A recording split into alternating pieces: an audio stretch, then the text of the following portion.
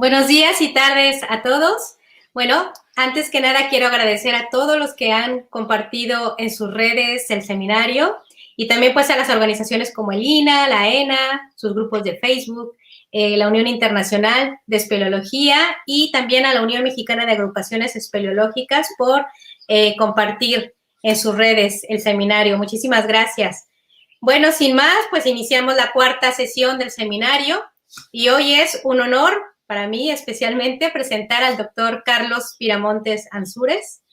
Bueno, Carlos, la verdad fue muy humilde en cuanto a su currículo que me envió, pues como todos sabemos, su trabajo además de ser grandioso, pues es innumerable, ¿no? Bueno, Carlos es licenciado en Arqueología y doctor en Antropología por la Escuela Nacional de Antropología e Historia.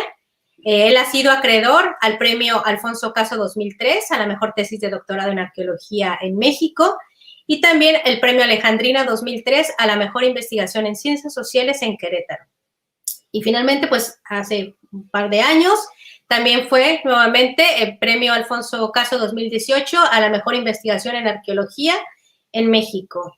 Carlos también es miembro del Sistema Nacional de Investigadores, el SNI, desde 2005, y es investigador, como ya todos lo sabemos, pues del Instituto Nacional de Antropología e Historia desde 1985 y está adscrito al Centro INA Querétaro a partir de 1989.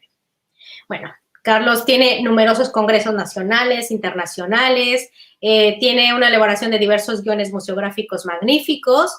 Entre sus publicaciones se encuentran más de un centenar de artículos, tanto científicos como de divulgación, y tiene en su haber nada más y nada menos que 17 libros. Los más recientes, que son los que nos interesan hoy en día para nuestro seminario, pues es el Arte Rupestre de México para el Mundo, avances y nuevos enfoques de investigación, conservación y difusión de la herencia rupestre mexicana, que este libro lo hace en colaboración también con grandes arqueólogos mexicanos como es Gustavo Ramírez, William B. Murray, que descanse en paz, y Francisco Mendiola. Y unos más recientes pues son la investigación en arqueología, antropología e historia en Querétaro, aportaciones recientes, esta con colaboración con Jarillo, y la memoria de los ancestros, el arte rupestre de Arroyo Seco, en colaboración con Luz María Flores. Este es del año 2017. Bueno, Carlos es director de los proyectos arqueológicos Arte Rupestre en la Cuenca del Río Víctor y Paisaje, Arte Rupestre y Ocupación de las Cuevas Prehistóricas de Oaxaca. Y bueno, sin más, sírvase esta breve presentación de una de sus más grandes admiradoras académicas para presentar hoy la conferencia El Tepoztlán, un lugar emblemático en las cuevas pintadas del antiguo Xixú de indios. Espero haberlo pronunciado bien, si no tú me corriges, Carlos. Esto está en Victoria, Guanajuato, México. Muchísimas gracias, Carlos, y te dejo la pantalla. Y pues muchas gracias, Aline, por esta invitación. Es un privilegio para mí, es un honor poder participar con este importante grupo de amigos y colegas que han desfilado todos los viernes en este seminario. Voy a compartir pantalla.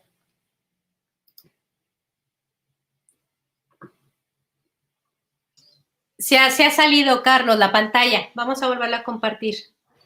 A ver. Ahí está.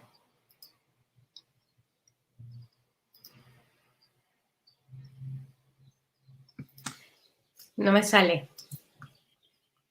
Ahora sí, ahora sí. A ver, vamos a ver. A ver, ahí va. Tú tranquilo, ¿qué tiempo hay? A ver, nuevamente. Screen.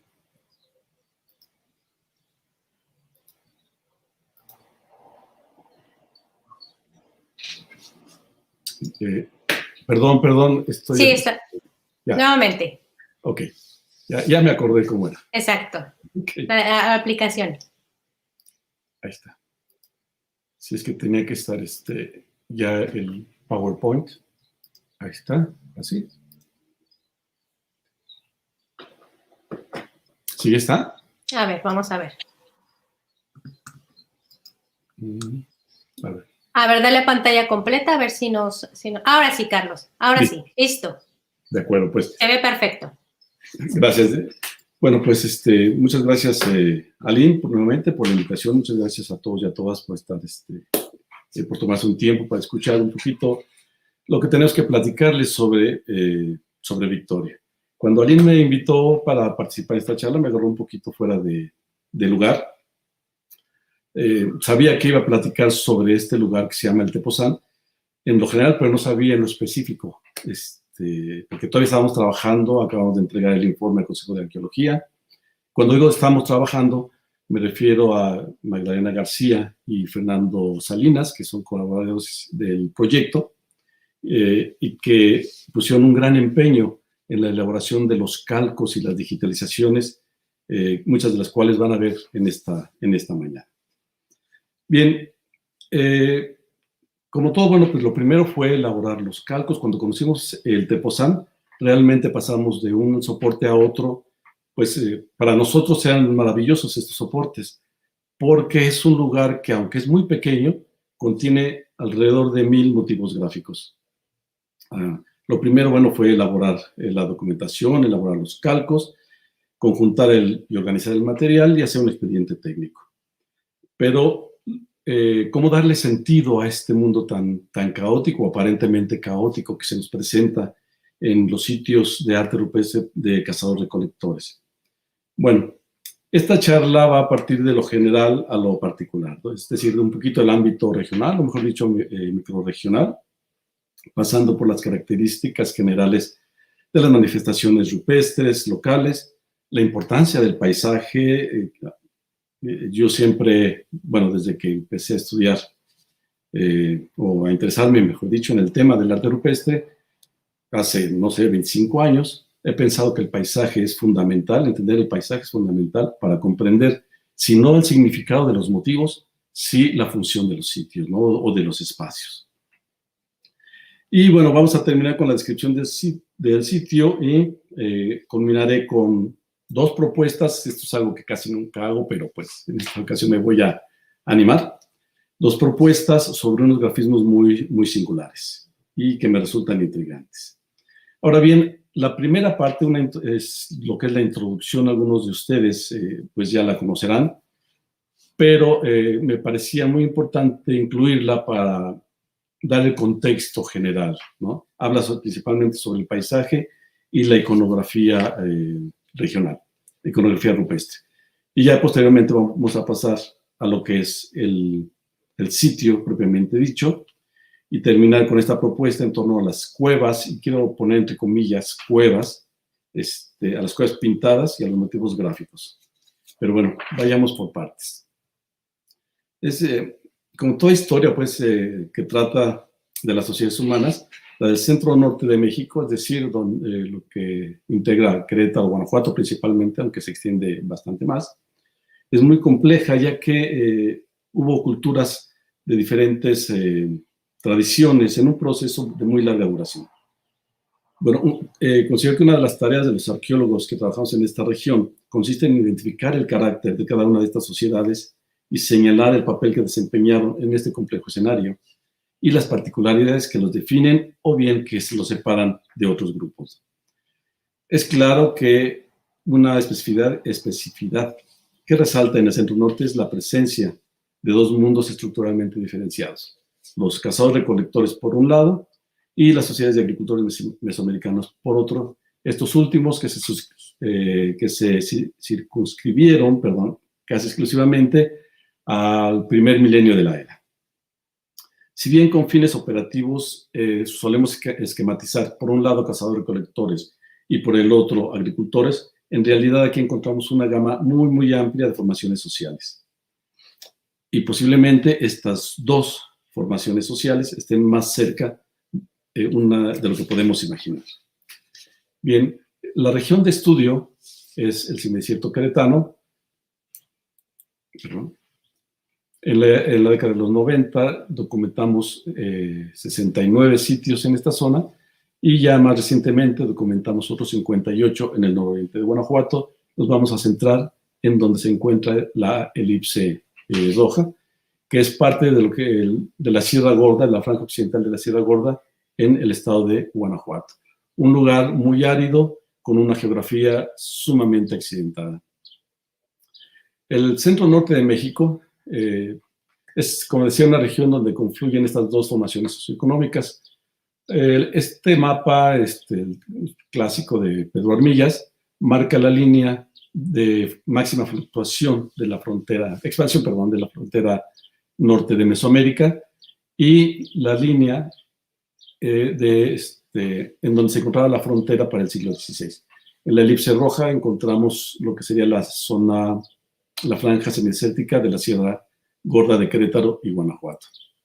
Esta amplia región, que originalmente Tita Brani denominó como Mesoamérica marginal y se metió en más de un problema por ello, posteriormente cambia a Mesoamérica septentrional.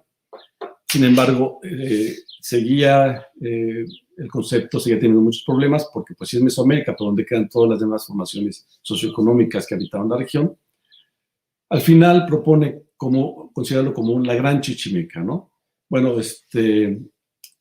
Brambila y Crespo proponen que esta región podría denominarse mejor como centro norte de México, y así a priori le quitamos cualquier otra carga conceptual. Esta región es sumamente interesante porque, como acabamos de ver en este mapa, los grupos mesoamericanos durante la expansión, es decir, aproximadamente desde principios del clásico mesoamericano hasta el 1100, fue poblada por agricultores, lo cual no quiere decir que no existieran cazadores-recolectores en esa zona, ¿no? Sin embargo, hacia el 1100 se da un proceso de abandono. Es decir, todas las sociedades agrícolas sedentarias de filiación mesoamericana migran hacia el sur, ¿no? En las famosas migraciones chichimecas, en donde se encuentran los mexicas, entre otros muchos, ¿no? Pero hay sociedades como la PAME, que aparentemente no migra, que aparentemente es parte de estas sociedades mesoamericanas agrícolas, pero no migran. De tal manera que hacia el siglo XVI, este es otro mapa muy clásico que elabora Paul Kirchhoff, cuando define la famosa frontera de Mesoamérica para el siglo XVI, que creo que en su momento fue una herramienta muy útil, pero últimamente pues creo que ha causado más de un problema. Pero bien, él delimita aquí el área de los PAMES, ¿no? Y bueno, establece que hay una gran cantidad de naciones que tienen el genérico de chichimecas, entre los PAMES, con una amplia extensión territorial, los jonases, en la Sierra Gorda Queretana y Guanajuatense, aunque el vocablo jonás es bastante tardío, es del siglo XVII, ¿no? Los chimpeses en Hidalgo, y bueno, los guamares, hacia esta zona estarían los huachichiles, toda esta región, etc. O sea, una gran cantidad de grupos diversos con diferente nivel económico, de integración sociopolítica, etcétera, pero que a todos se les metió en el saco de los chichimecas, haciendo una generalización de todos estos grupos, cuando incluso en el aspecto lingüístico o en otros eran totalmente distintos, ¿no? Ahora, ¿por qué traigo a colación esto de los PAMES? Bueno, para Paul Kirchhoff decía que estos grupos es un grupo atípico dentro de las sociedades de cazadores-recolectores del centro norte, porque presentaban un alto grado de sedentarismo, pero además compartían con los mesoamericanos varias características de sus sistemas religiosos. De acuerdo con este erudito del siglo pasado, los PAMES se vieron inmersos en un proceso de aculturación paulatina, dado su continuo contacto con sociedades mesoamericanas, particularmente con las sociedades otomís que vivían un poco más al sur y al este. Sin embargo, Pedro Armillas pensaba que fue un proceso de transculturación reciente, es decir, que cuando viene esta gran migración en el siglo XII, alrededor del 1100, de grupos mesoamericanos hacia el sur, cuando se da el abandono de este centro norte, los PAMES no migran, sino que se quedan en esta región, pero transforman su vida de sociedades agrícolas a sociedades de cazadores-recolectores con un alto componente de cultivo, ¿no? Pero también con una gran relación con las sociedades mesoamericanas en el ámbito de sus sistemas religiosos. Es importante mencionar que los PAMES estaban emparentados lingüísticamente con el otomí y con el matlancinca, es decir, su idioma formaba parte del tronco lingüístico Otopame. La cultura de estos pames en tiempos históricos, es decir, hacia el siglo XVI, se asemeja mucho a los agricultores en el aspecto social, aunque su economía refleja limitaciones impuestas por la aridez del ambiente. Esto, dice Pedro Armillas, dependían para su sustento de la recolección y la caza, practicaban el cultivo, había estratificación social, tenían algunos templos, ídolos, sacerdotes, ceremonias de siembra y cosecha y otros rasgos de la cultura mesoamericana. Sin embargo, los cronistas del siglo XVI y XVII poco se interesaron en los sistemas de creencias, particularmente de estas sociedades de cazadores-recolectores y de los pames en particular. Entonces, la pregunta sería, si encontramos o es posible encontrar elementos de la cosmovisión mesoamericana en los antiguos recolectores de filiación PAM. Muy bien. Hacia 1576, Fray Guillermo Santamaría escribe el texto que hoy conocemos como la Guerra de los Chichimecas. Originalmente este texto había sido escrito por González Obregón a Gonzalo de las Casas, un militar. Sin embargo, Alberto Carrillo demuestra que realmente fue escrito por Guillermo Santamaría, posiblemente forme parte en texto, hay un texto mayor y un texto menor. El texto menor podría formar parte o haber formado parte de las relaciones geográficas del siglo XVI. Pero bueno, lo importante es que Fray Guillermo Santamaría describe el área PAME. Dice que ocupaba una gran extensión de territorio, dice, y aún llegan en términos de Ucareo, que es de esta otra parte del Río Grande, es decir, el río Lerma, y de allí van a pueblos sujetos a Jilotepeque, que son Querétaro, y el Tulimán San Pedro, supongo San Pedro Tolimán, por el río San Juan abajo, cerca de San Juan del Río, y por aquellas serranías hasta el fin del Pánuco, y vuelven por los pueblos de Parrón, Aposequía, Giasichú y a los Samues, que son de la misma lengua, y cuevas pintadas donde acaban. Esta es la referencia que me interesaba. Cuevas pintadas donde acaban. Fray Guillermo Santamaría, al hablar de estas cuevas, solo dice que están por Sichú y los Samues. Bueno, don Wigberto Jiménez Moreno, también erudito, sabio del siglo pasado, guanajuatense, por cierto, dice que estas cuevas pintadas podrían estar en la Sierra del Cubo. Y eso porque en ese momento, cuando escribe en la década de los 40, don Wigberto Jiménez Moreno, pues el sitio que se conocía principalmente era Cueva de Indios, un sitio que había dado a conocer a finales del siglo XIX don Pedro González. Sin embargo, nosotros creemos, y así lo hemos propuesto, que estas cuevas pintadas se refieren más al Valle Intermontano de Victoria, que en realidad no existen las cuevas como tal, pero sí hay una gran cantidad de sitios arqueológicos. Y bueno, no fue hasta la década de 1970 que Emilio Bejarano, por ejemplo, Gloria Blanca, Ana María Crespo, se dieron a la tarea de investigar el área de Victoria y son, digamos, los pioneros de la investigación en esta región. Aquí tenemos en el mismo mapa real de Hichú y Hichú. Como les decía, nosotros pensamos que la referencia es a este lugar porque cuando habla Guillermo Santamaría, dice que estaba cerca de Sichú y los Amues, pues yo creo que se refería al Real Mineral de San Francisco de los Amues, que es el actual Hichú, de San Juan Bautista Sichú de Indios, que es actualmente Victoria. Hasta el siglo XIX se llamó así San Juan Bautista, o se le conoce también como Sichú de Indios. Sin embargo, al terminar la guerra contra la rebelión de la Sierra Gorda, se le cambió el nombre porque cerca de Victoria se dio una de las batallas más importantes en donde ganaron las fuerzas federales en contra de los sublevados. Cristina Quintanar, que en un mapa un poco más realista, ubica los diferentes pueblos que menciona Guillermo de Santamaría. En el mapa de las villas de San Miguel y San Felipe, los Chichimecas y el pueblo de San Francisco Chamacuero, que acompañaba o debió haber acompañado la relación de San Miguel y San Felipe, tenemos una visión un poquito general de cómo era la relación entre los chichimecas y los españoles.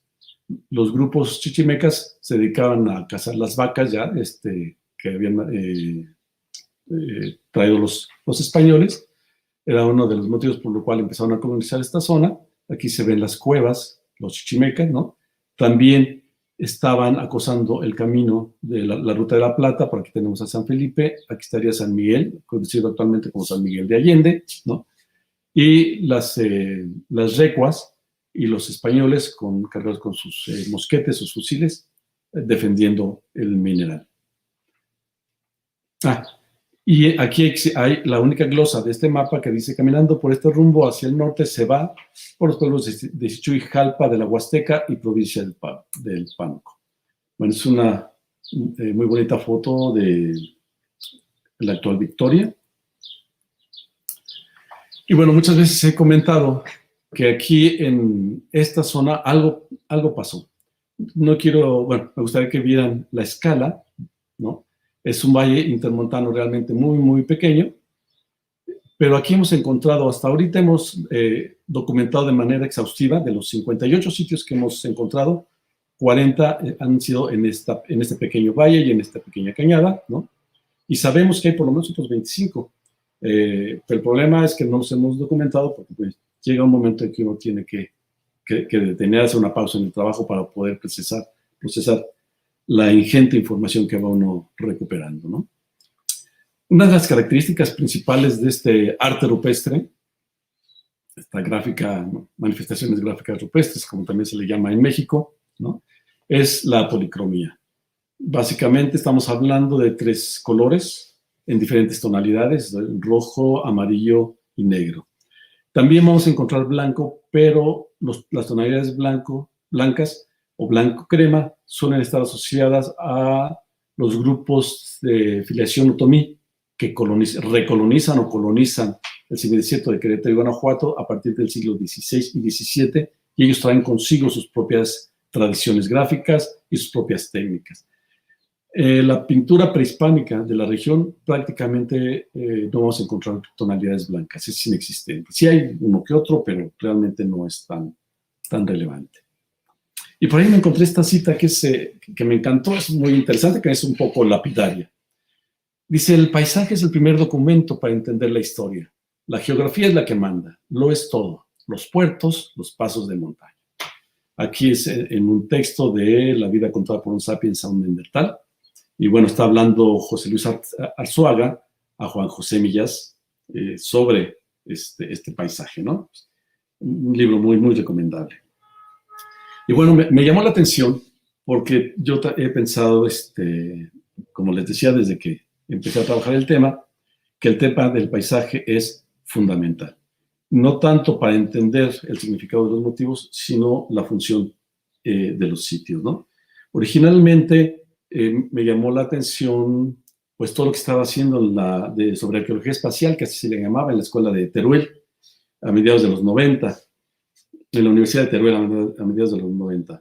Pero posteriormente ingresé al doctorado con Johanna Broda y bueno, a partir de allí creo haber entendido que el paisaje no es entorno, no es medio físico, sino es un agente que participa de diferentes formas, ¿no? En la generación, en la distribución e incluso en el tipo de iconografía rupestre que se plasma en cada sitio. Gracias al paisaje, yo considero que es posible acercarnos al porqué de la elección de unos soportes, sino de otros, ¿no? ¿Por qué grabar en un lugar o pintar en un lugar y no pintar en otro, ¿no? Y esto tiene que ver con la cosmovisión y con la percepción que tenían los antiguos pobladores sobre los elementos del paisaje, los cerros, las montañas, las cuevas, las formaciones rocosas. En particular, en Victoria vamos a tener lo siguiente, y esta parte me voy a ir muy, muy rápido.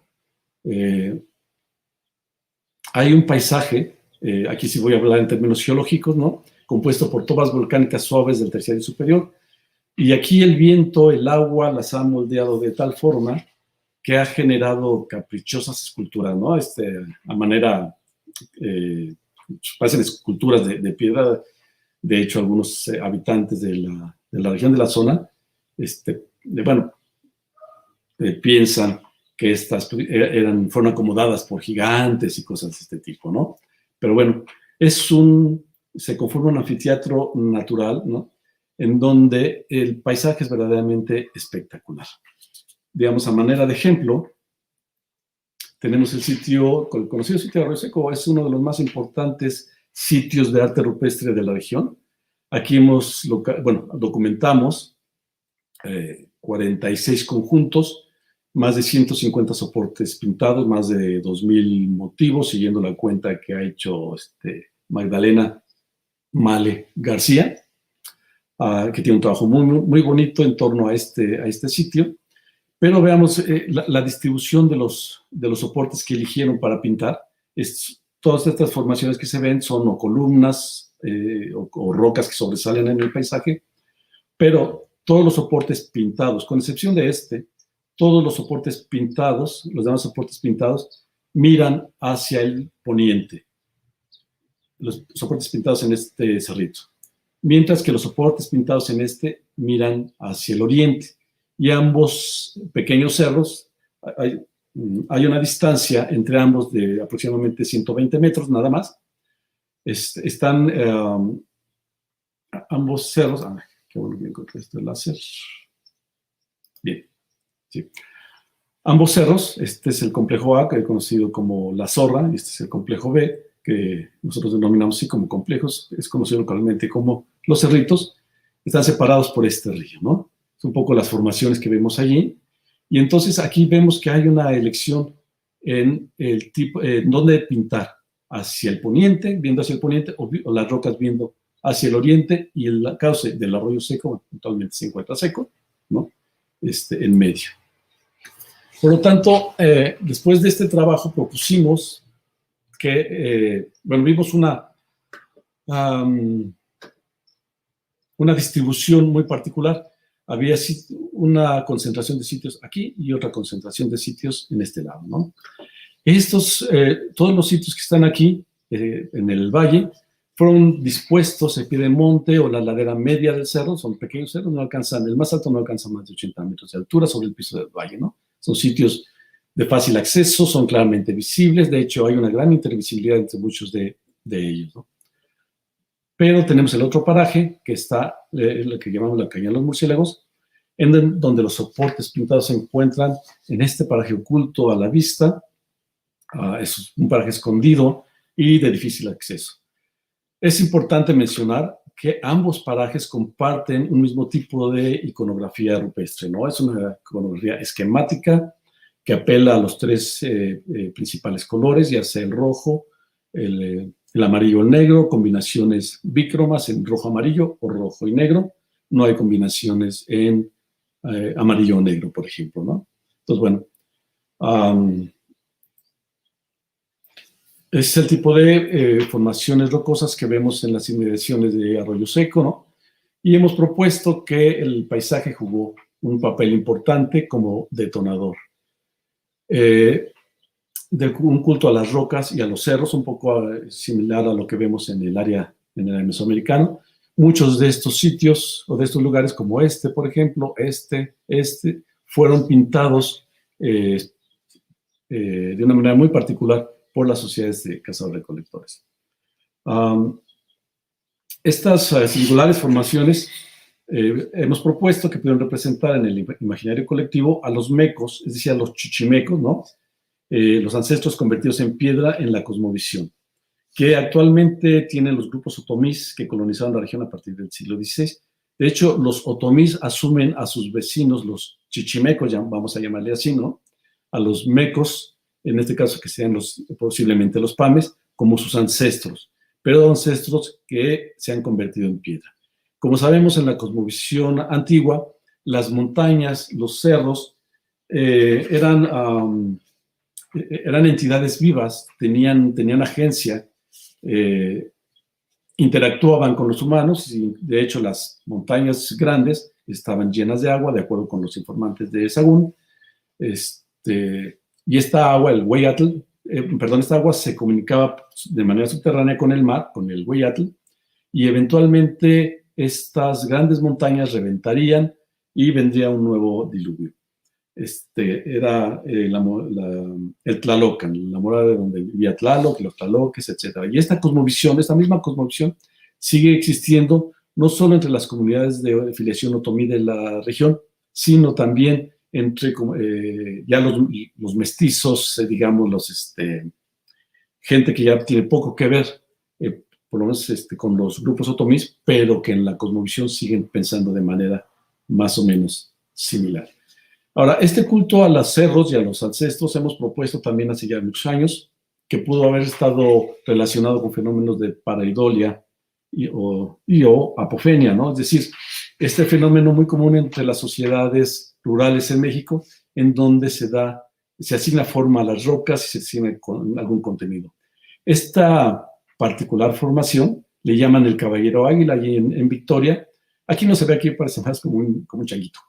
Pero en ciertas ocasiones, depende cómo le da la sombra, pareciera efectivamente como un caballero águila. Aquí puse una imagen de lo que tiene un caballero águila, ¿no? Y le han dado el nombre de caballero águila. Todas estas formaciones pudieron haber sido el detonante, ¿no?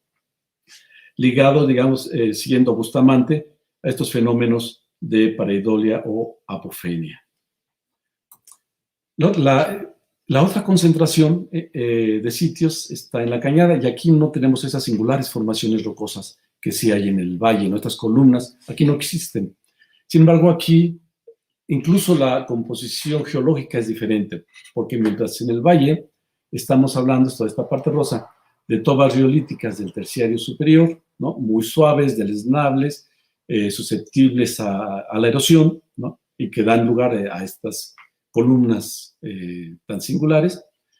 En la Cañada no tenemos esta formación, sino tenemos un afloramiento de basaltos. Esto, bueno, ha implicado, bueno, ha tenido un impacto, mejor dicho, en la conservación de los sitios, porque al parecer en estos basaltos la pintura se fijó de mejor manera y los sitios se encuentran realmente en una condición envidiable. Afortunadamente aquí no hemos tenido un gran problema con vandalismos, con el vandalismo, con graffiti, etcétera, ¿no?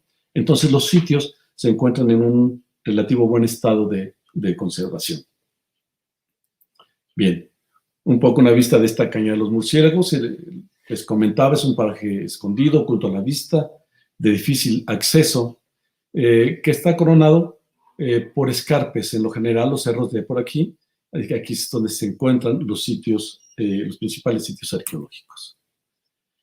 En este lugar, los sitios de esta zona comparten, como les decía, la iconografía rupestre de los sitios del valle, pero hay ciertas diferencias, ¿no? Por ejemplo, entre lo que sí comparten es este tipo de iconografías, muy propia de cazadores-recolectores, la figura humana arquetípica en color rojo, dispuesta de frente, en disposición estática, a elementos geométricos, ¿no?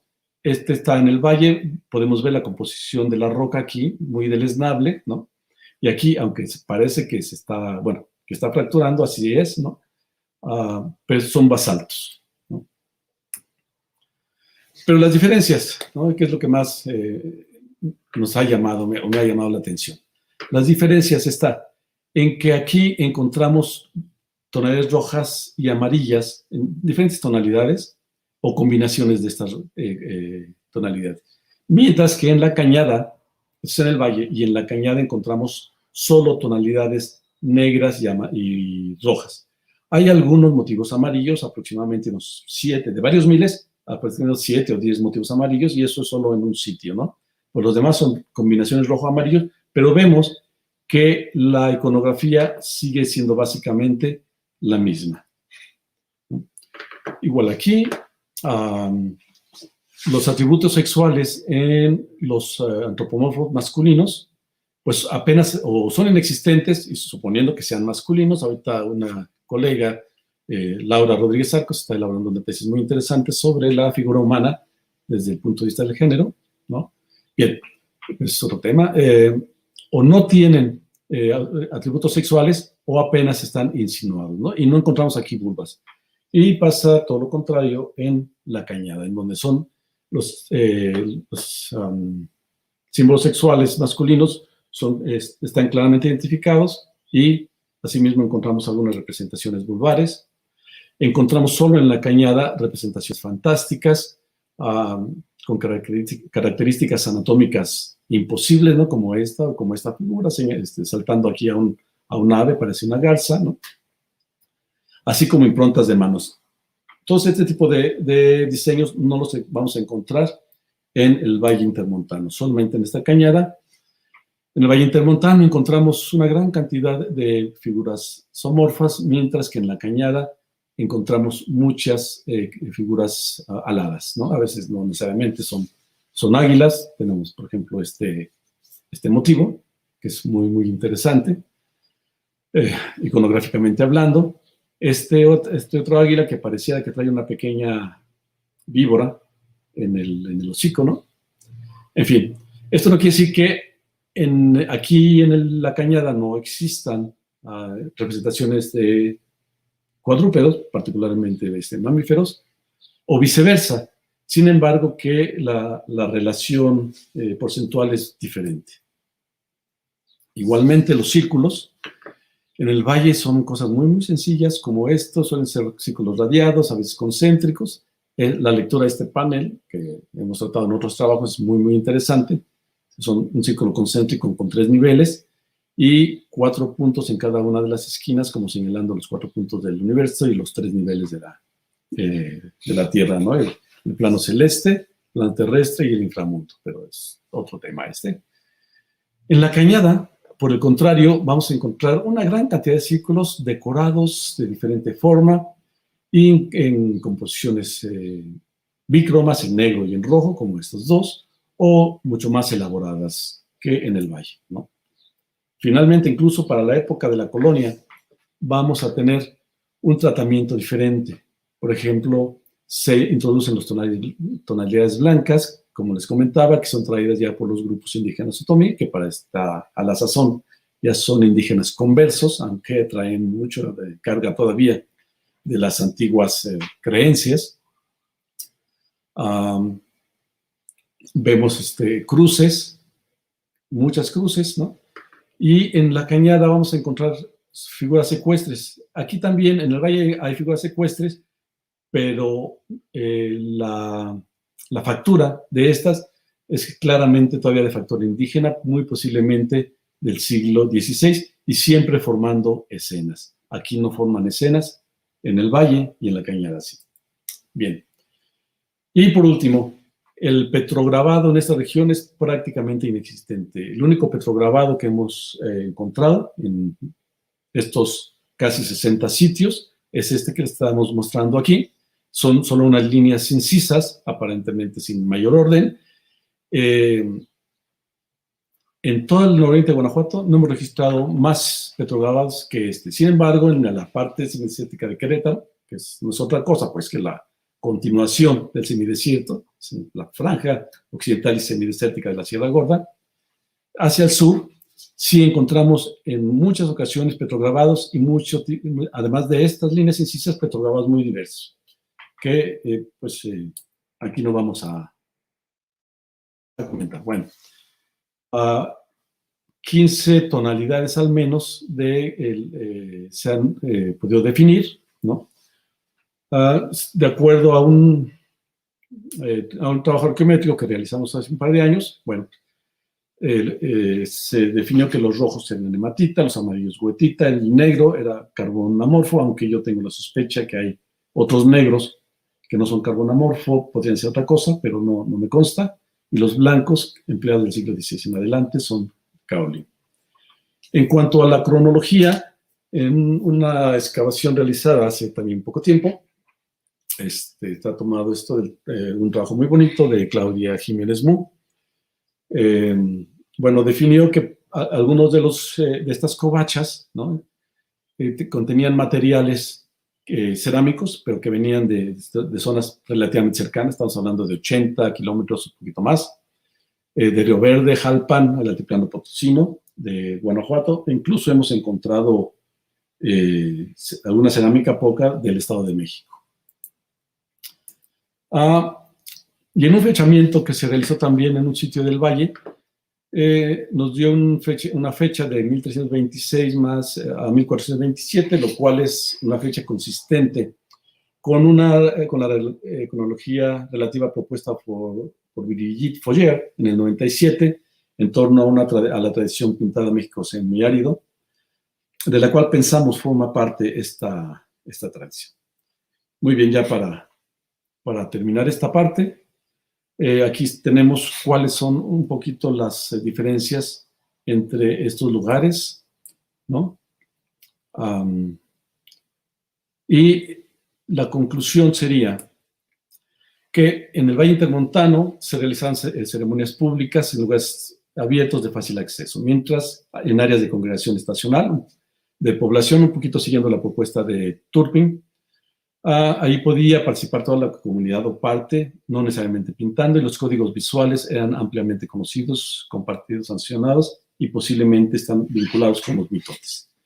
En la calle de los murciélagos se realizaban, era un lugar oculto a la vista, de acceso restringido, suponemos parajes poco conocidos, alejados de los campamentos. Ahí no se podía realizar ceremonias en gran escala y participaban solamente unos pocos iniciados. Bien, hay una iconografía rupestre compartida con claras diferencias entre ambos parajes. Cuantitativamente hablando, solo en los sitios de la Cañada hemos documentado, en los 9 sitios de la Cañada hemos documentado 4 veces más motivos pictóricos que en todo el Valle Intermontano. Esta cañada se distingue por su diversidad y su riqueza iconográfica. Y bueno, aquí entramos al sitio del Tepozán, se encuentra en esta zona, es un pequeño sitio. El frente no mide, donde están pintados, no mide más de 80 metros. Son solo cuatro aquí, bueno, una vista más cercana. Es el Tepozán, aquí tenemos otro sitio que se llama Camposanto, aquí tenemos otro que se llama Derrumbadero 1, aquí tenemos Derrumbadero 2. La foto está tomada desde Cueva del Cuervo, podemos ver que hay una gran intervisibilidad entre todos estos sitios. Asimismo, fue elegido este soporte, hemos propuesto, porque el Pinal del Zamorano, que se ve ahí al fondo, es este gran pico de 3.400 metros sobre el nivel del mar. Está orientado en un eje norte-sur casi exacto. Y fue una montaña sagrada de cazadores-recolectores de la región desde la época prehispánica y hasta la actualidad. Vemos aquí una imagen del conjunto 1, una iconografía rupestre muy propia de cazadores-recolectores, ¿no? Improntas de manos, más o menos un poco menos de 50, figuras antropomorfas, muchas figuras antropomorfas. Tenemos el conjunto 2 igual. Las imágenes de calcos que estoy mostrando aquí fueron elaboradas por Fernando Salinas y Bernal García, pero no son todas, son solo unas cuantas, las que, nada más para tener una idea de cómo son los sitios de arte rupestre de esta región, ¿no? Parece totalmente, se nos presentan en un primer momento como totalmente caóticos, ¿no? Pero aquí un ejercicio preliminar nos dice que hay un 42% de motivos figurativos contra un 58% de no figurativos. Es decir, los figurativos son todos los figuras humanas, animales, de plantas, jinetes, manos, vulvas, etcétera, los figurativos. Los no figurativos son todos los demás, es decir, todos aquellos que tienen que ver con la geometría euclidiana, formas básicas como círculos. Por ejemplo, para nosotros un círculo radiado externo pues no representa un sol, representa un círculo radiado externo. Mientras no sepamos que realmente es un sol, pues seguirá en esta categoría de no figurativo, ¿no? Manchas, puntos, etcétera. Pero cuando hablamos ya de los figurativos, vemos que la cantidad de zoomorfos ocupa el 74%. Si agregamos las vulvas, estamos en el 75%. Si agregamos también las manos, que tienen que ver con la figura humana, de alguna manera, ¿no? Bueno, de una manera muy directa, ¿no? Ya tenemos que la gran mayoría de los motivos figurativos tienen que ver con la figura humana. Entonces, ¿cómo darle orden a este caos, no? Bueno, lo primero que hay que resaltar es que en este sitio presenta grafismos, motivos pictóricos, que solo hemos documentado en este sitio. Es decir, en los otros 57 sitios que hemos documentado de forma exhaustiva, aquí existen un puñado de motivos que son exclusivos de aquí, o casi exclusivos. Por ejemplo, las figuras antropomorfas tridígitas sexuadas son muy claras, muy evidentes. Esta composición, por ejemplo, merece un trabajo como muy especial, pero bueno. Los tocados también aquí pueden ser de 2 plumas, de 4, 5 plumas, de 3. Las típicas, bueno, no sé qué tan típicas, orejas de conejo o de liebre, que pues existen de aquí hasta el arte rupestre del Río Pecos y muchos lugares. Aquí hay otro gordito, o un gordito con este tipo de tocado, ¿no? Muy, muy singular.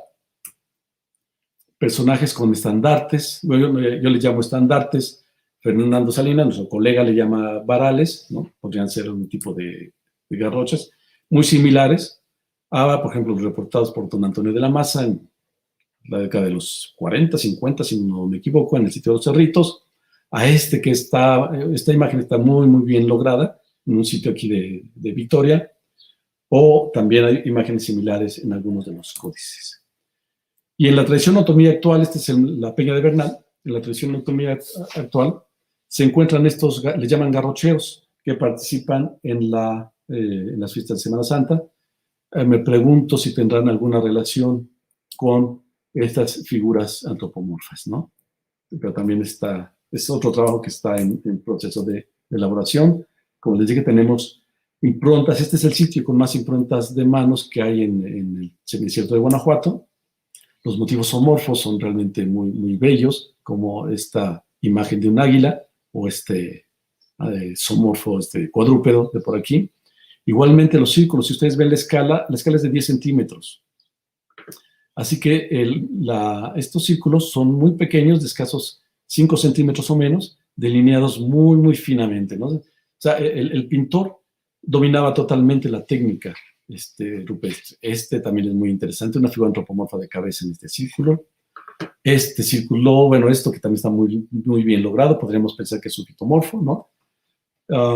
O círculos como estos que para indígenas, para otomís locales de la localidad, informantes locales, podrían estar significando la evolución de las danzas concheras. Pero bueno, una imagen de un ave posiblemente atada a una cuerda, ¿no? Sería la única imagen de un animal en cautiverio de la región.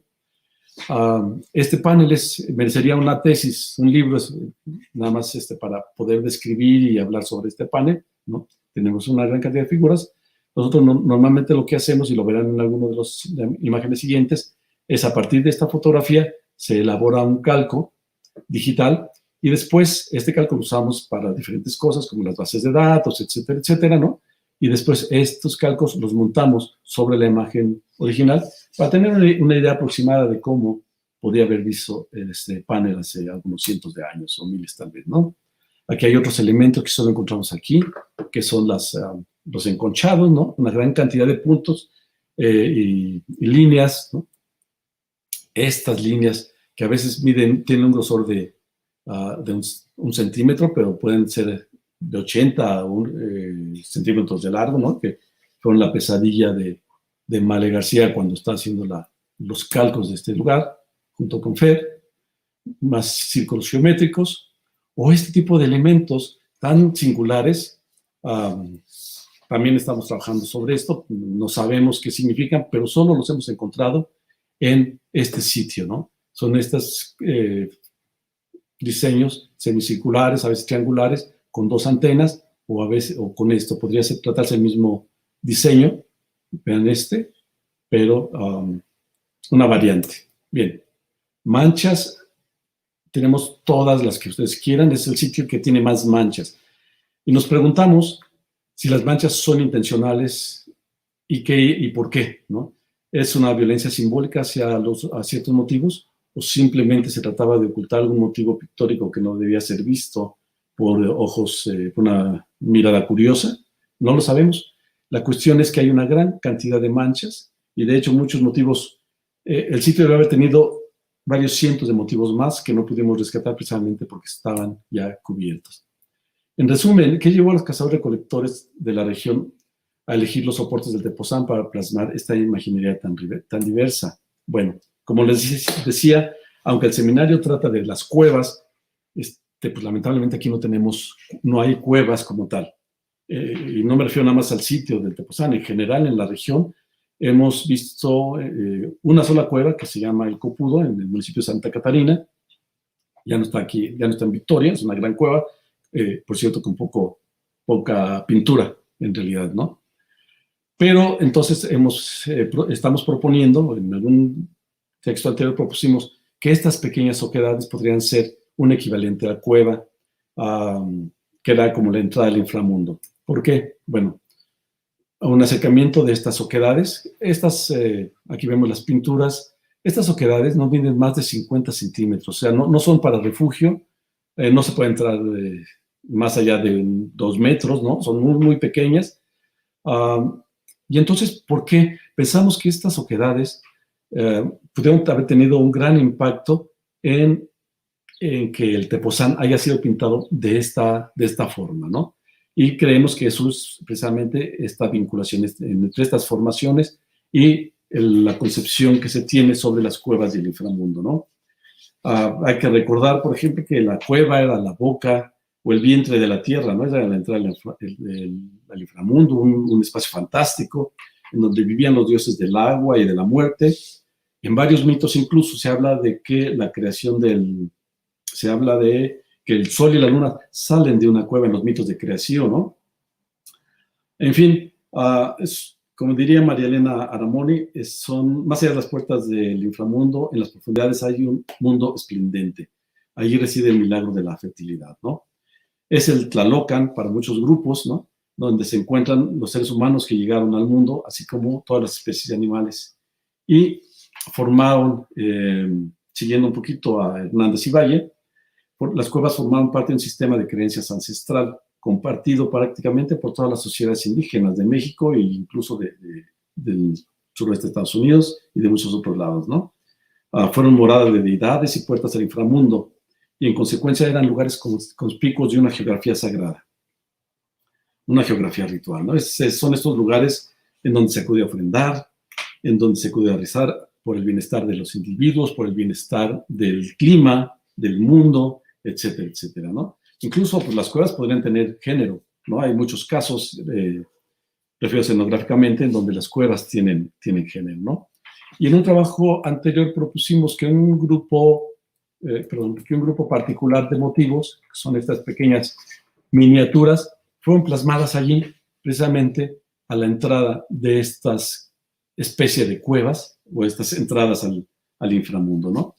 Y fueron plasmadas como ofrendas, en algún trabajo propusimos hace algunos años, que eran un poquito a la manera que los indígenas otomí de San Pablito Pahuatlán ofrendan cuando hacen algún ritual, hacen figuras de papel, hacen todo un ritual, a veces dicen para bendecir una casa nueva, la llevan a la casa, y después el especialista ritual toma estas figuras de papel, las lleva a la cueva, las deposita en la cueva y hace otro rito muy singular, ¿no? Entonces hemos propuesto que un poco las figuras, vean por ejemplo las escalas, ¿no? Son figuras miniaturas de menos de 5 o 7 centímetros de largo.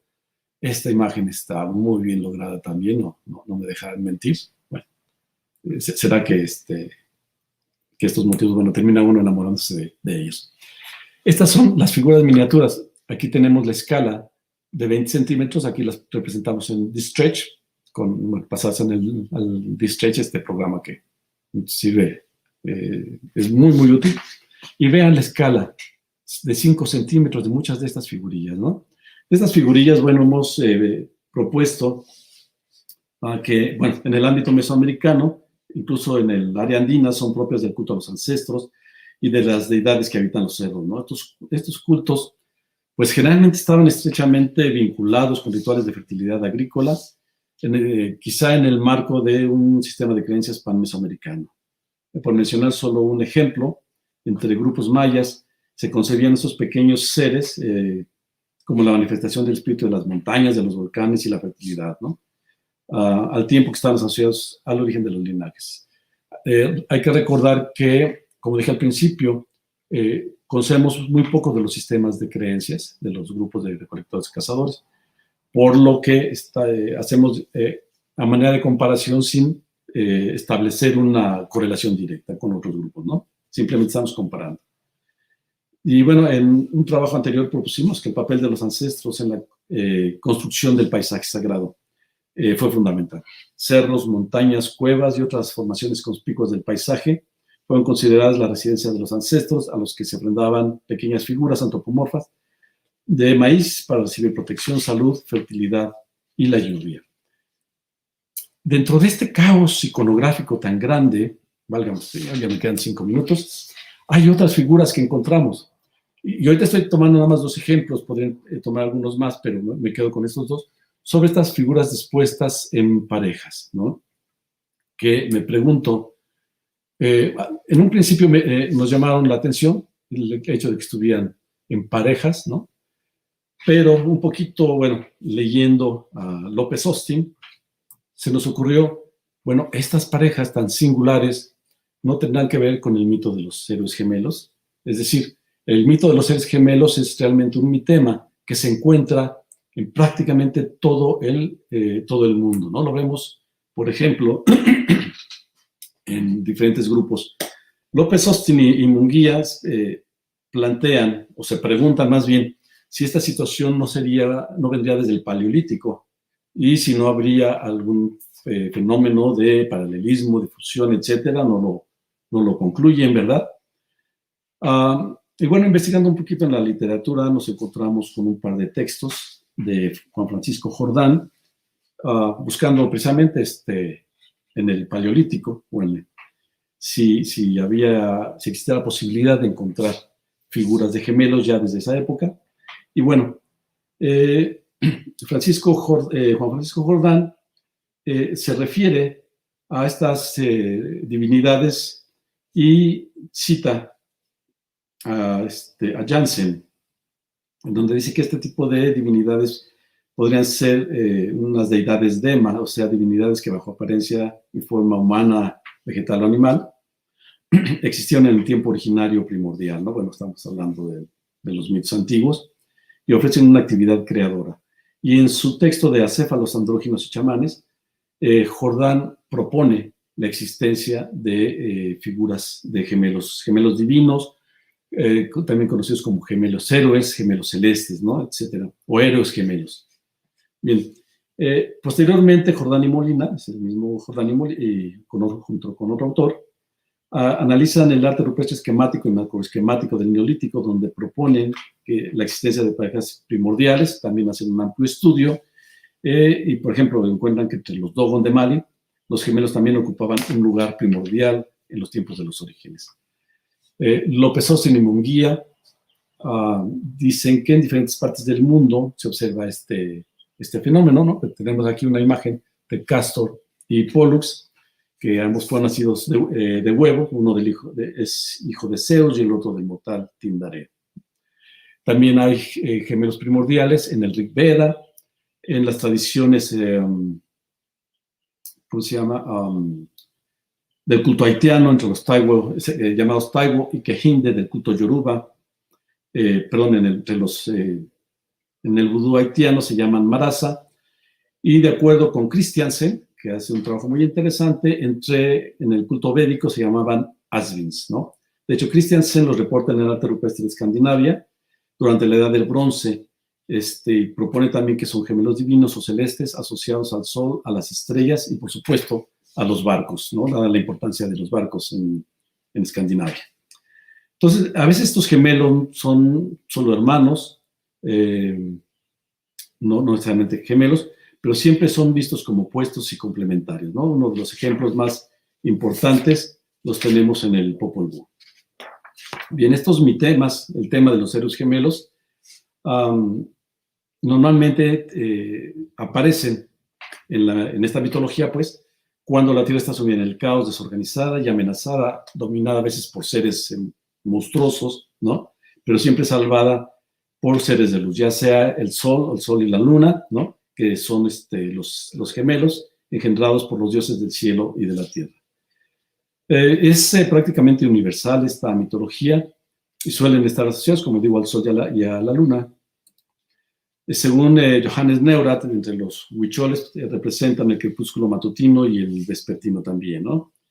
Y para Broderson, estos gemelos aparecen en todo el continente americano y no es raro que se asocien con los luceros de la mañana y de la tarde. Bien, como está un poquito el tiempo encima, voy a tratar de resumir esta parte, iré un poquito más rápido. El mito de los gemelos en Mesoamérica es muy, muy amplio. Es muy conocido en la Mesoamérica prehispánica, ¿no?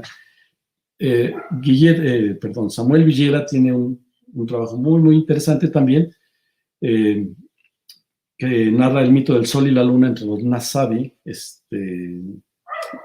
mixteca, que viven en la Mixteca náhuatl tlapaneca, en donde este mito todavía continúa, ¿no? Y bueno, pues dice que es un par de hermanos, generalmente gemelos. Ya Claude Lévi-Strauss había reportado este fenómeno, llamémosle así, mitema, entre los indígenas Kootenai de las montañas rocosas. Entre los Nasabi de la Mixteca tlapaneca hacen alusión a la oscuridad, al universo, cuando todo está en desorden, ¿no?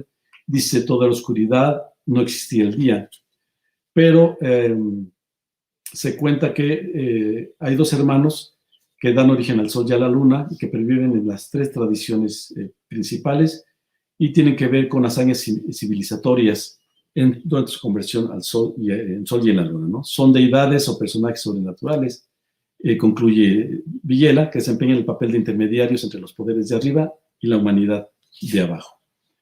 En Mesoamérica, bueno, pues quizá el más conocido, es el del Popol Vuh, ¿no? Los mensajeros que descienden al Xibalbá.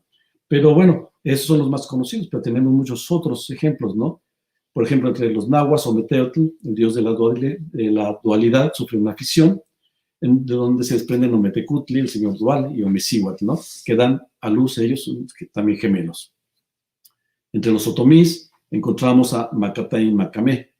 Entre los huicholes a Cauchmalí y a Teli Tehuali, que son hermanos enemigos y creadores de contraposiciones mundanas, ¿no? Phil Wigan nos comenta también que entre los Zuni el sol no tenía quien le ofrendara, por lo que envió a sus hijos gemelos a que sacaran a la gente diurna del cuarto oscuro que habitaba, ¿no? Que en realidad ese cuarto oscuro era una cueva, para que le hicieran plegarias y ofrendas. Los gemelos creados por el Padre Cielo y la Madre Tierra, dice Wigan, descendieron a la cueva para guiar a los ancestros Zuni a la luz. También los indígenas navajos, ellos emergieron de una serie de 4 niveles del mundo hacia un quinto, no sé si sea una rememoración del quinto sol. Dice, pero en este caso son amenazados por monstruos. Entonces una deidad llamada Mujer Mutable da a los gemelos, quienes matan a los monstruos y ordenan la tierra. Estos eran ya conocidos como héroes gente sagrada, estos gemelos, ¿no? Y ya acercándonos un poquito más, entre los tarahumaras, por ejemplo, actuales, el dios y el diablo son hermanos, son creadores ambos. El primero, dicen los Rarámuri, el primero creó a los Rarámuri, ¿no? Mientras el diablo creó a los Chavochis, es decir, a todos los otros, pero no pudo darles vida y entonces Dios tuvo que acercarse a decirle cómo tenía que hacer para darles vida. Y bueno, yéndonos un poco a un extremo, pero con cierta razón, Laura Collin propone que la fundación de la nación mexicana a partir de la revolución, como todos sabemos, 1910, 1917, se crea también como un mito fundacional que es aparentemente en la contraposición entre el bien y el mal, es decir, los héroes gemelos, ¿no?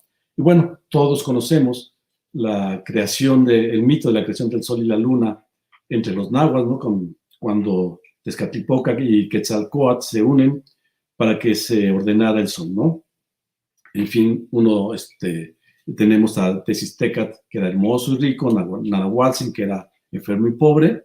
Ellos tenían que arrojarse a la hoguera, pero Tezistecat le dio miedo y entonces Nahuatzin se aventó a la hoguera y se convierte en sol.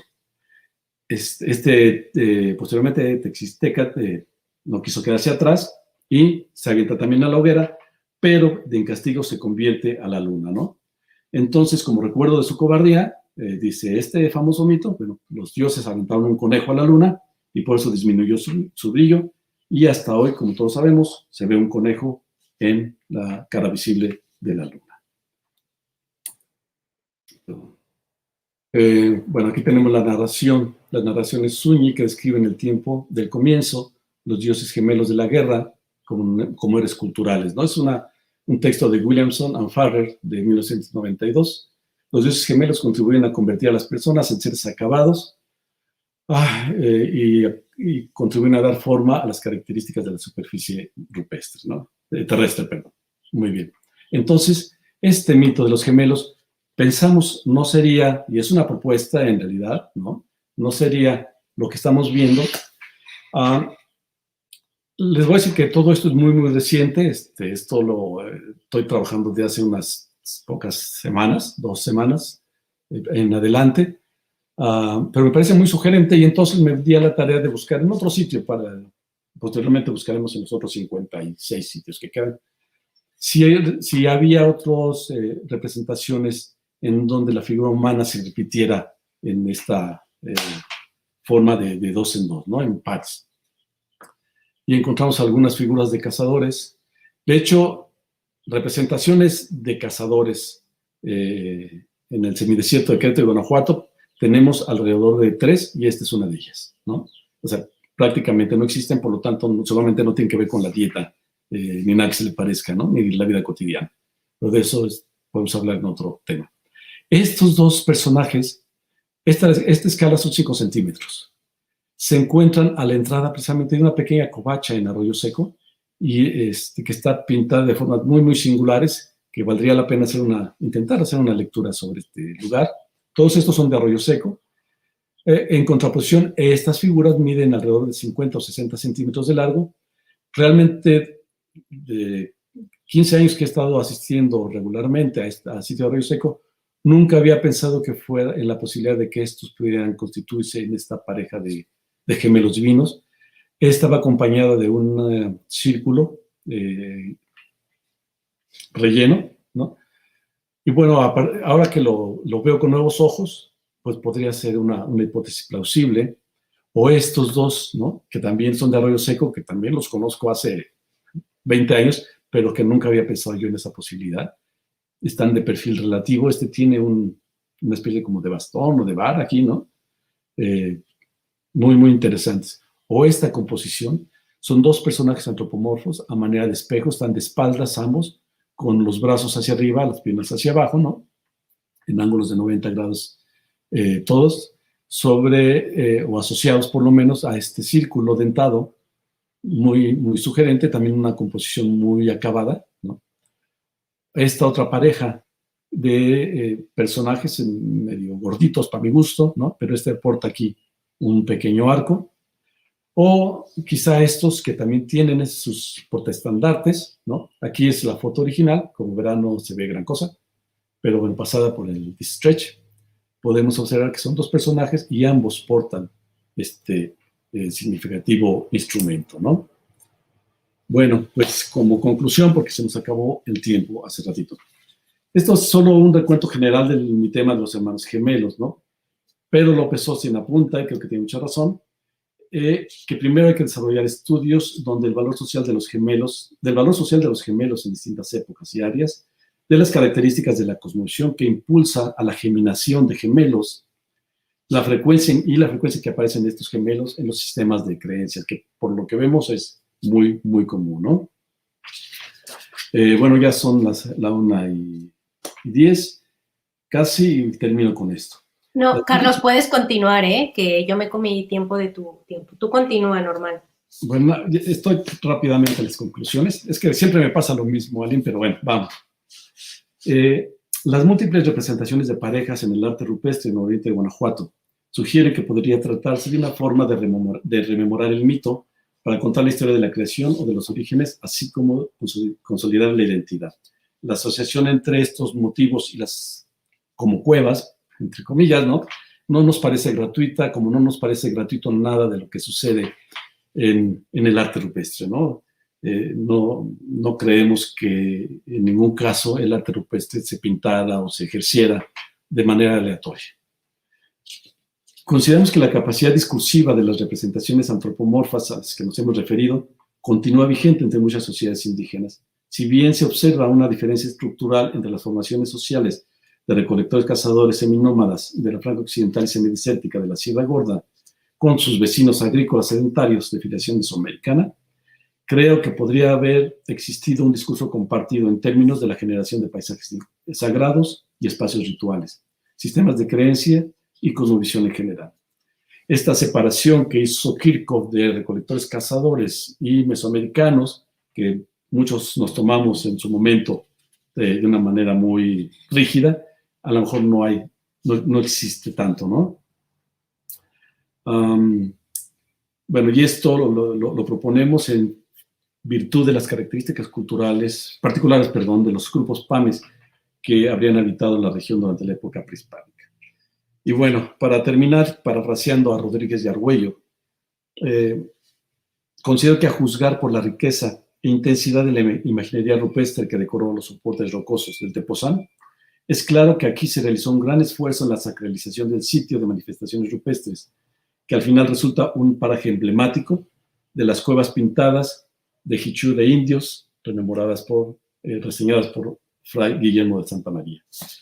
Y bueno, con esto termino. Muchísimas gracias.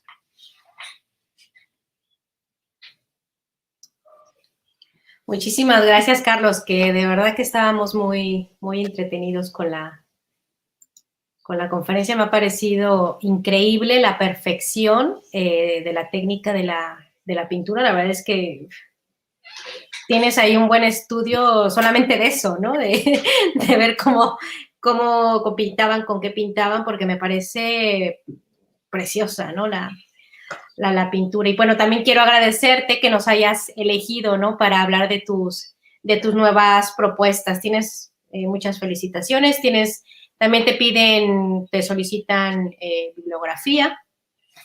Y bueno, yo antes de pasar a las preguntas, me surgieron varias cosas, ¿no? Y bueno, que tú ya nos darás la respuesta, ¿no? Pero me llamó mucho la atención el nombre del sitio, del Tepoztlán. Supongo que es una palabra náhuatl, ¿no? Que también se utiliza también en el otomí. Pero recordé una cosa, que Tepoztlán es también una planta, ¿no? O un árbol, y que creo que se dice nasá en otomí, y que tiene que ver con las parturientas. Se utiliza cuando hay un nacimiento. Entonces, mira que es una idea, que ya nos dirás tú. Y pues también muy emocionada también de escuchar pues también esta relación que haces precisamente con las figuras de papel, ¿no? O sea, estas figuras que son tradicionales de los grupos otomís, de los grupos otomí tepehua, ¿no? Que Galinier pues habla, por supuesto, muchísimo de ellas, y pues que habla también de esta dualidad, ¿no? O sea, las figuras siempre están trabajadas, ¿no? En una cuestión dual, ¿no? Entonces, seguramente tú nos podrás ampliar esto. Entonces, no sé si quieras comentar algo y luego paso a las preguntas. Sí, en realidad esta propuesta originalmente la hace Ana María Crespo hace 20 y tantos años, ¿no? Bueno, me la platica, más bien, pero no la desarrolló. Yo la propongo por ahí del 2002, ¿no? La desarrollo un poco. Finalmente, quien la desarrolla bien es un colega nuestro que hizo su tesis, una tesis de licenciatura muy bonita, Fernando Salinas, que se llama Danzar para Curar, en donde pues se va mucho más a fondo, ¿no? Y bueno, tomando como referentes la cosmovisión mesoamericana, ¿no? Propone ya que estas figuras son como ofrendas a las deidades, ¿no? Para curar. Y tiene que ver mucho con esta festividad tan común, tan propia de los grupos del norte, que son los famosos mitotes, ¿no? Ceremonias nocturnas, que según los españoles pues eran bailes y borracheras. Los españoles de aquella época pues no podían entender, ¿no? Yo creo que era un golpe muy fuerte, ¿no? Enfrentarse a una cultura tan distinta, un grupo tan distinto como los cazadores recolectores. Pero en estos mitotes hemos propuesto también que se hacían en el Valle Internautano de Victoria, ¿no? Y de allí esta explosión de sitios y de arte rupestre. O sea, yo no conozco ningún otro sitio en Guanajuato y en Querétaro, no quiero hablar de otros lugares, de Guanajuato, Querétaro, otro lugar en donde haya tantos sitios de arte rupestre como esta región, ¿no? Entonces, esa es la propuesta, que los mitotes daban origen al arte rupestre y que los mitotes, bueno, hay muchas ceremonias diferentes, ¿no? Tiene muchas finalidades distintas, ¿no? Una de ellas era hacer rituales de curación y estas figuras humanas eran ofrendadas, pero aquí no había papel, ¿no? Entonces, ni se conocía la tecnología de hacer papel, pues el papel amate, que sí tenían los grupos nahuas y otomís vecinos, y entonces hacían con la imagen pintada, ¿no? Por eso la figura humana es lo más representado en todo el nororiente de Guanajuato. Es lo que más vamos a ver en diferentes formas, ¿no? Y, bueno, finalmente, bueno, lo del tepozán, pues es una planta, un pequeño árbol, arbusto, que tiene características medicinales también, ¿no? Pero tiene una gran extensión, ¿no? El nombre no se lo pusimos nosotros. La gente, uno no descubre los sitios, ¿no? La gente sabe que viven en las zonas, en la región, pues sabe dónde están los sitios y nomás nos llevan, ¿no? Y pues gracias a su generosidad es que podemos acceder y inventar, desarrollar nuestras propuestas, ¿no? Y a veces ellos tienen una propuesta, nosotros tenemos otra y son perfectamente válidas, ambas. Así es, sin duda, sin duda. Pues bueno, ya te han llovido las preguntas, entonces te las voy a ir mostrando.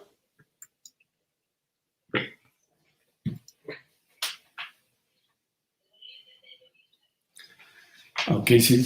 Es una muy buena pregunta. Si las imágenes de los gemelos están asociadas a otros o están aisladas.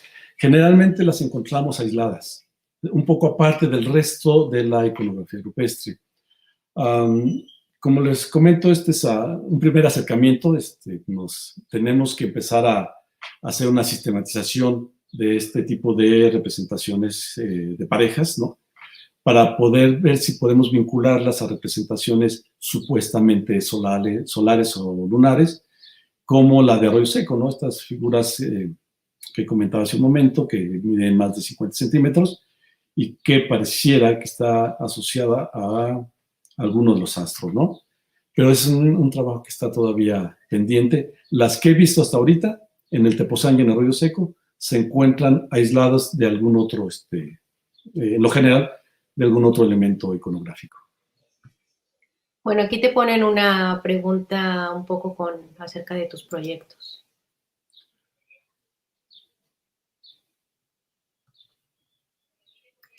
Bueno, sí es todo fue terrible. No podría yo asegurarlo, así que no me crean demasiado, pero parece que fue un conflicto entre ejidos, la banderización.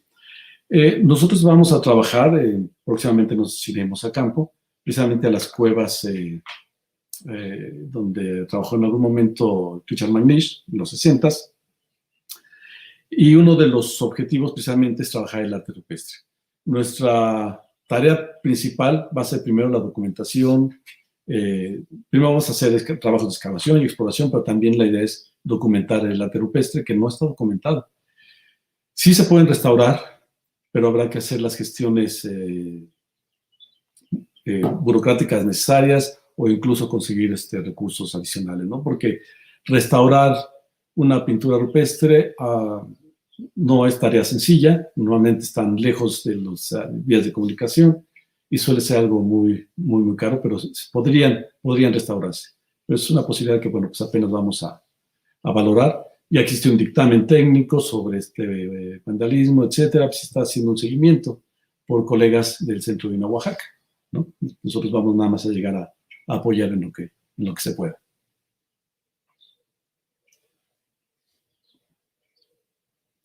Dice una pregunta de Germán Palma. ¿Qué criterios se emplea para identificar en el área de estudio la presencia de grupos nómadas, seminómadas y agricultores? Sí, muchas gracias.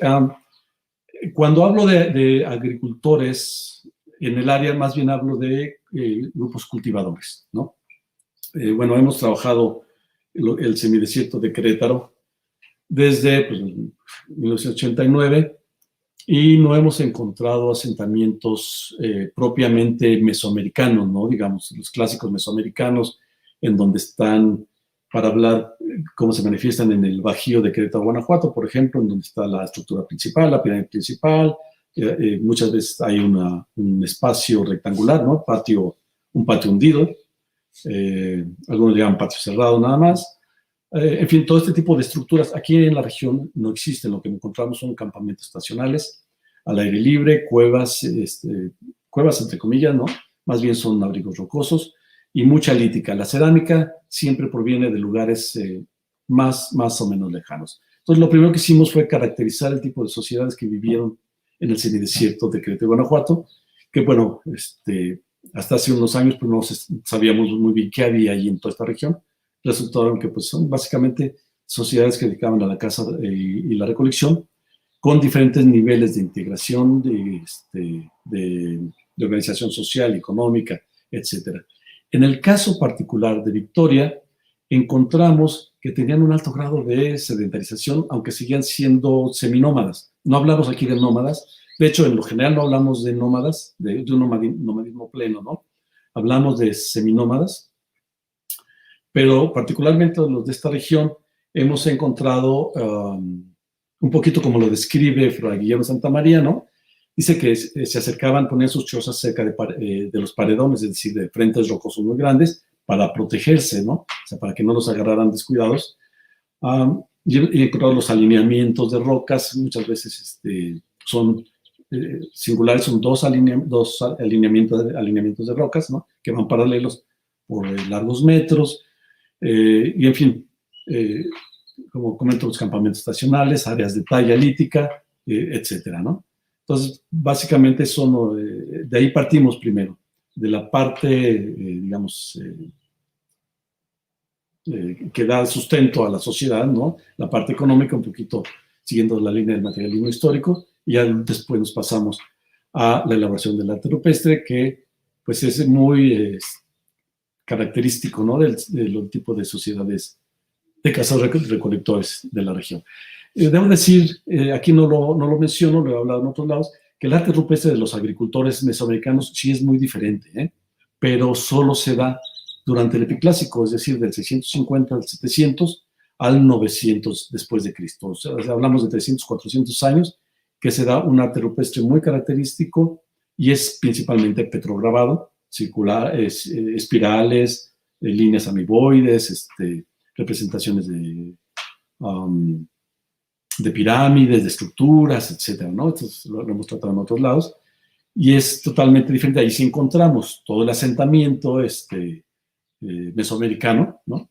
Típicamente mesoamericano, cosa que no encontramos aquí, ¿no? Por eso utilizamos básicamente el criterio económico para definir cazadores-recolectores, diferenciándolos ahora de el arte rupestre de estos grupos del de los agricultores.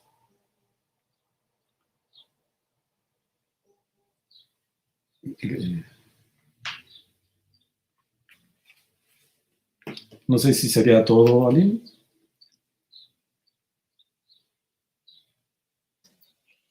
Hay más preguntas, Carlos, pero no sé si tú tengas tiempo para ello. No, como tú me digas, No, sí. no. Te las voy a ir pasando. Sí. Sí las lees, ¿no? Ya, sí.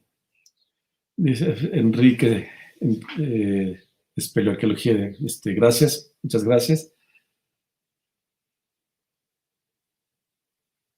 Ajá. Sí, también es una muy buena pregunta. Hay muy poca investigación en términos de arte rupestre y de estos temas en el norte de México. Yo no encontré, solo encontré referencias etnográficas, ¿no? Entre los huicholes, entre los rarámuris, como mencioné, y entre grupos del suroeste de Estados Unidos, bueno, que ya creo que actualmente se llama suroeste, noroeste, para hacer referencia a Estados Unidos y México, ¿no? Entre los Zuni, los navajos, hay bastante más entre esos grupos, pero siguen siendo referencias etnográficas. En términos de arte rupestre, hasta ahorita no hemos encontrado nada. Espero platicar muy pronto con colegas de San Luis Potosí, de Chihuahua, de Nuevo León, para ver si ellos tienen este tipo de elementos, ¿no? Y ya poder construir, digamos, este universo que parecía tan básico en realidad, ¿no? O sea, tenemos que, como no nos dejaron referencias a sus sistemas de creencias de estos grupos, más que referencias muy ambiguas, de que adoraban al sol y a la luna, pero no nos dicen cómo, en qué momentos, etcétera. Pues hay que ir reconstruyendo muy, muy poco a poco, ¿no? No he encontrado ahorita otros elementos, pero bueno, apenas estamos empezando esta búsqueda. Esperamos construir un poquito más, ¿no?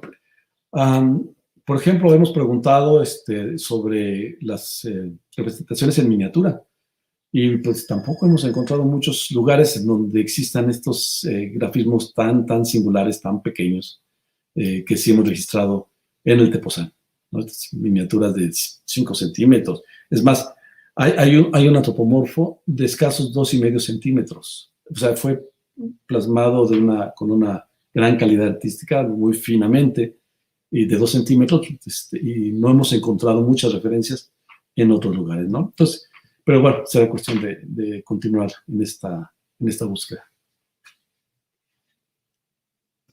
Continúan, Carlos. Gracias, Pavel. De Pavel Leiva, ¿cómo podríamos explicar esta relación hombre-naturaleza, hombre-hombre y la cuestión superestructural? Pues es una pregunta que no sé si podemos abarcar en un espacio tan corto, ¿no? En realidad, nosotros intentamos reconstruir la relación hombre-naturaleza a partir de reconstruir precisamente la cosmovisión y tratar de entender cómo las sociedades antiguas comprendían, entendían al mundo y cuál era su papel, ¿no? Yo en este caso sigo mucho las propuestas de Johanna Brodar, la he seguido desde hace más de 20 años, ¿no? Siempre me han parecido muy, muy consistentes, en donde la parte medular es la cosmovisión para entender todo este mundo, ¿no? Es decir, una vez que tenemos ya la caracterización económica de estas sociedades, tratar de entender y de construir la cosmovisión. La verdad es que es muy, muy, muy complejo, ¿no? Porque durante muchos años, ya no afortunadamente, pero durante muchos años se asumió que los cazadores-recolectores solo se vinculaban con su medio ambiente en términos de la subsistencia, en términos de la dieta. Pienso que este postulado, por supuesto, se ha demostrado que es falso. No lo digo yo, es muy general, ¿no? La cuestión es entender cómo en cada región, en cada lugar, se da esta integración de la naturaleza en términos conceptuales. Lo que nosotros propusimos es que el conocimiento de la naturaleza le dio a los cazadores-recolectores la posibilidad de transformar conceptualmente el ambiente que los rodea, el medio ambiente que los rodea. Y esto dio lugar a la generación de paisajes sagrados. Y estos paisajes sagrados fueron marcados ritualmente a través del arte rupestre, ¿no? Nosotros definimos, hemos trabajado 3 paisajes sagrados diferentes. Uno en el municipio de Cadereyta, al sur del Ceniciento Cretano, otro en el Zamorano, que está en la frontera entre Querétaro y Guanajuato, ¿no? El Zamorano es esta gran montaña que les comentaba de 3.400 metros sobre el nivel del mar, en donde hay un arte rupestre muy, muy particular, muy especial, que algún día, publicaremos muy pronto, junto con Male García, publicaremos algo muy interesante sobre esto. Y bueno, el siguiente ha sido Victoria, ¿no? Victoria, decía Ana María Crespo, es donde se encuentra la madre de todas las pinturas. Yo no sabía a qué se refería la primera vez que fui allí. Los años le dieron la razón a la colega Anita. Realmente es un lugar excepcional. Y bueno, esta forma de integración que les presenté al principio, ¿no? Es como considero, y bueno, son propuestas, ¿no? Que se construyó este paisaje sagrado y que fue marcado ritualmente. Fue marcado ritualmente de diferentes formas, una forma en el valle y otra forma en la cañada, y de una forma muy particular en el Tepoztlán, ¿no? Entonces, yo creo que por allí iría el asunto.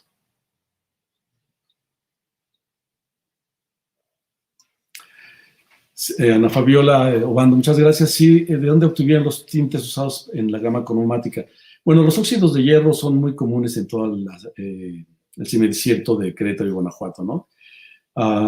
Estos suelen estar... Yo originalmente pensaba que podía ser cinabrio porque Adolphus Langenscheidt, en la década de los 70, reporta que encuentra más de 1000 minas de cinabrio en el semidesierto queretano, ¿no? En el sur del semidesierto queretano. Entonces pensamos que podía ser cinabrio. Sin embargo, no, pues resultó que eran óxidos de hierro y la verdad es que los óxidos de hierro son muy, muy abundantes, ¿no? Finalmente, la goethita, el color amarillo, pues también es un óxido de hierro. Ahora, establecerlo digamos, puntualmente, es un problema, según me dice las colegas con quienes trabajamos este asunto, Genoveva Hernández y la maestra Antonieta Mondragón. No es tan sencillo definir los yacimientos, ¿no? O sea, requiere un tipo de caracterización muy, muy especial y dada la gran cantidad de yacimientos, es más difícil. A nuestra querida colega Claudia Jiménez Mu hipotetiza que pudo haber sido, por ejemplo, de Cerro del Almagre, que está en San Luis Potosí, y está muy, muy cerca el Almagre es un óxido de hierro, ¿no? Está muy, muy cerca de Victoria. Está en línea recta, no son más de 60 kilómetros, pero si damos una vuelta siguiendo el río Santa María y luego bajamos hacia Jichú, llegamos en cuestión de 3-4 horas a ¿cómo se llama? A Victoria. Bueno, un poquito más quizá. Pero podría ser de allí, pero el Cerro del Almagre ya había sido reportado por François Rodríguez desde la década de los 80, ¿no? Que contiene minas de Almagre. Sin embargo, bueno, no hemos podido corroborar esta hipótesis. Y creo que es todo. Ana Fabiola, sí, gracias. Son fracturas geológicas. Todas, por alguna razón, se formaron allí. Parece que son más bien como estas formaciones de oxígeno, estas burbujas de oxígeno, que eventualmente se reventaron o colapsaron, ¿no? Pero son totalmente de orden geológico.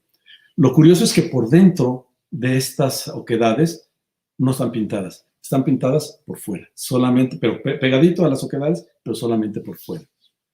Dice, en el paisaje de las dos montañas separadas por el río se pueden observar los gemelos. Sí.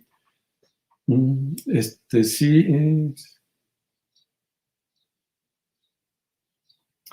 Bueno, hay una tradición, existe algún sitio con alguna pintura de amarre astronómico. Existe una tradición entre grupos locales de tradición indígena sobre unas rocas pintadas que se encuentran precisamente en este sitio donde se encuentran, que está formado por dos cerritos, que se llama Arroyo Seco, ¿no? En donde el 21 de marzo sale el sol por entre dos rocas que están, dos grandes rocas que están, pareciera que fueron acomodadas en forma triangular, con una oquedad triangular en el centro, ¿no? Hay una ceremonia todos los equinoccios de primavera, en donde por ahí sale el sol. Y bueno, todavía hasta, el año pasado, pues no hubo ceremonia porque pues estaba la cuestión de la pandemia y el sitio estaba cerrado al público. Este sitio lo abrimos al público en el 2018. Pero bueno, cada equinoccio de primavera se reunía ahí la gente, se hacían velaciones, se danzaban, etcétera, y esperaban la salida del sol, que al pasar por entre estas rocas generaba un halo muy, muy singular, muy sumamente espectacular.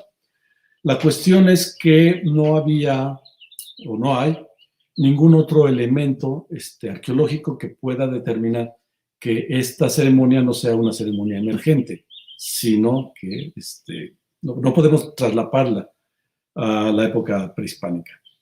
No deja de resultar singular. Ahora, los colegas que estudian arqueoastronomía, la verdad es que mis respetos, porque además de tenerse que levantar a las 3, 4 de la mañana para llegar a los sitios, pues es un trabajo de años y años de estar asistiendo al mismo sitio y esperando que las condiciones climáticas pues, sean las mejores, ¿no? Yo, honestamente, no he hecho arqueoastronomía y nadie más en esta región que yo sepa ha hecho trabajos de arqueoastronomía, ¿no? Podríamos hipotetizar que algunos de los símbolos son soles.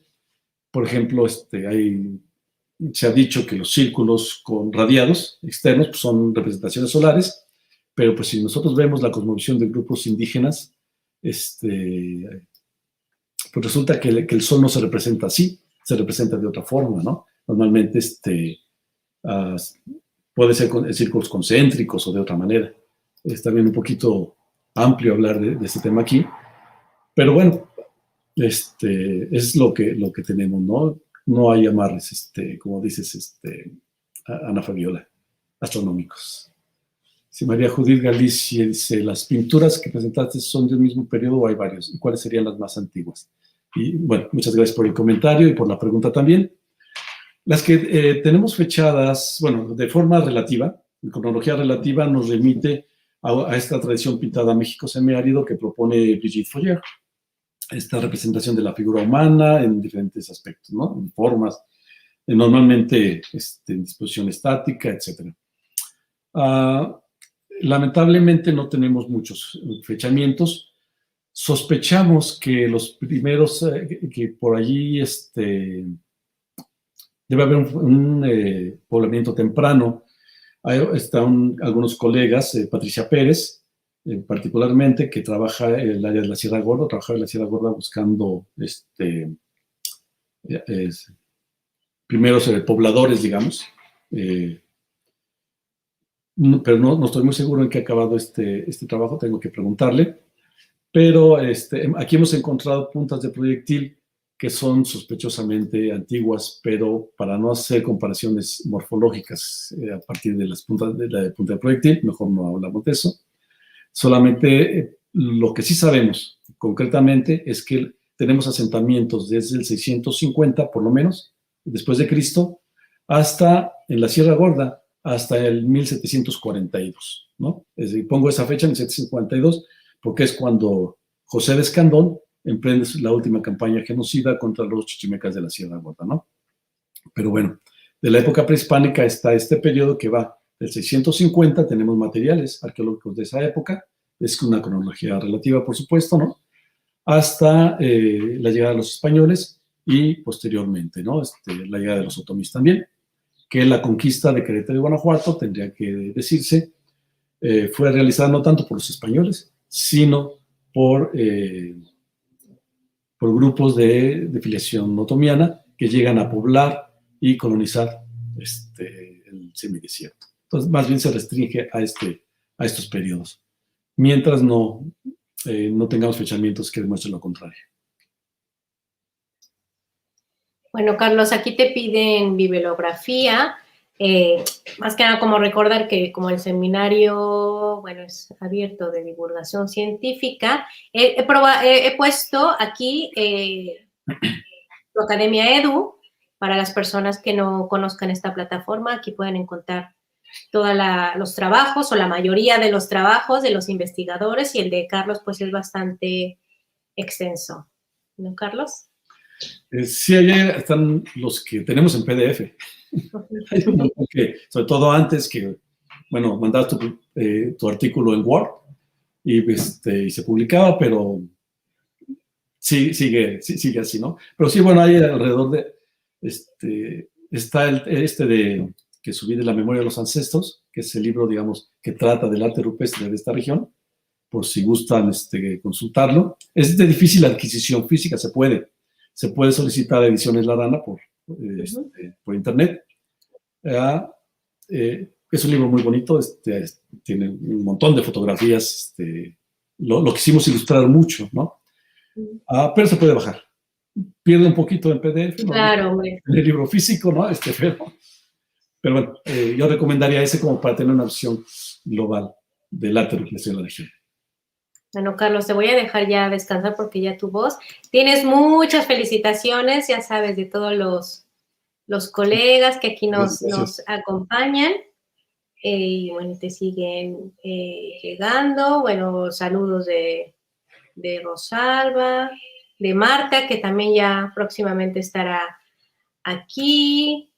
Nelsi, el mismo Yuri.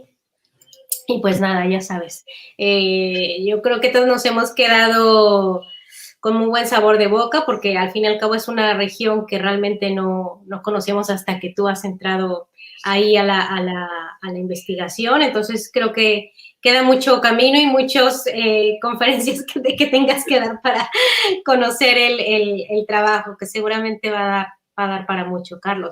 Pues nada, Carlos, te voy a dejar ya. Muchísimas gracias de verdad por haber estado, por haber aguantado todo este tiempo y pues no me queda más de agradecerles a todos que sigan aquí y nos vemos el próximo viernes en punto de las 12 de México y 19 de aquí de España. Muchas gracias, Aline, y muchas gracias a todos por sus comentarios y por tenerme la paciencia para escuchar. Al contrario, Carlos, muchísimas gracias. Buenas tardes.